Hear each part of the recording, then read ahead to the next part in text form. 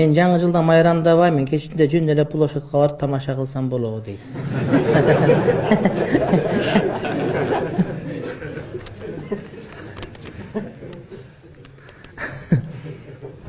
Жаңы жылды өткөсө болобу, эл катары эле тамак бышырды, дасторкон жасап, семьян менен эл катар жакшы каалоолорду каалап айтып олтурса болобу.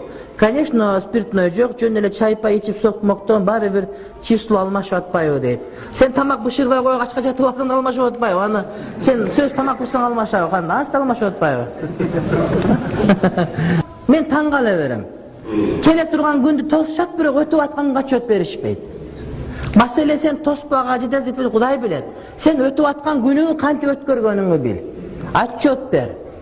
Хасибу анфусакум кабла ан тухасабу. Эсебиңерди алынганга чейин эсебиңерди алгыла дейт. Ар бир күнгө отчет беришиң керек. Эки күнүң катарынан окшош болуп калса өмүрүң зыянда. Бүгүнкү өмүрүң кечеге окшош болбош керек. Эртең бүгүнкү окшош болбош керек. Күнү эртең менен турдуң, эки бут тушумга киргиздиң, анан барып кайра келип кайра чечип жаттың. Күнүгө окшош боло берсе өмүрүң зыянда.